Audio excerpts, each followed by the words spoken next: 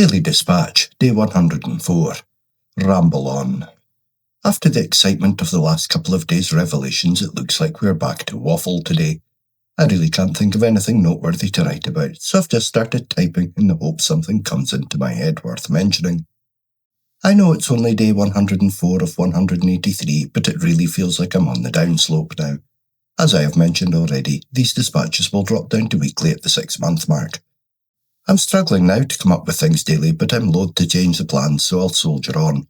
6 months was the daily guide for future cessationists, so 6 months it is. I've no idea what might reveal itself between now and then, and it would just look odd with days missing here and there. As I've said before, some days waffle, some days milestones. Having discovered that I seem to be able to stop the PFC from locking up, I suppose the next step is testing the theory on a comedy stage. I passed the returning to the music stage with flying colours, but there was no real pressure there. Although I still had to remember the chord structures to the songs, which I managed no problem. But standing on a stage, just me, a mic, and a room full of faces staring at me, is a whole different, and quite frankly terrifying prospect. I mean, I've literally done it hundreds of times before, but this is different. What happens if I fall flat on my face?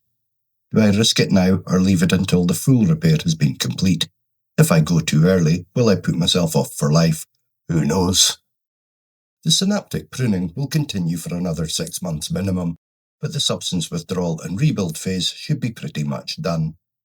I've seen a couple of local comedians looking for acts in May and July, and I know I would get a spot if I wanted one. Decisions. There doesn't seem to be any improvement in my procrastination though, that's for sure. If I can put it off, I will, without hesitation.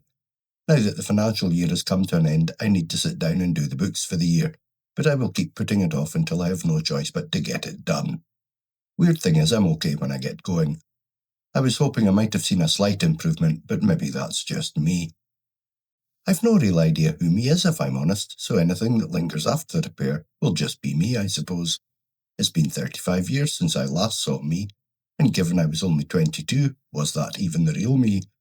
I'm shit in the mornings, that much I know. Anything else is just a guess. I can't think of one other thing I know for a fact about me. My whole adult life has been shaped by cannabis and alcohol. Okay, maybe a few other things along the way, but nothing regular. MDMA, ecstasy, my favourite of all time, especially when sex is involved. If you know, you know. Speed, loved it on a night out or a wedding. Anywhere when drinking copious amounts of alcohol was required. Acid, okay, but if you hit a bad trip, it's very difficult to pull out of a tailspin. Mushrooms or truffles, like acid but more spiritual, and pulling out of a tailspin is possible. Cocaine, disgusting drug with no redeemable features.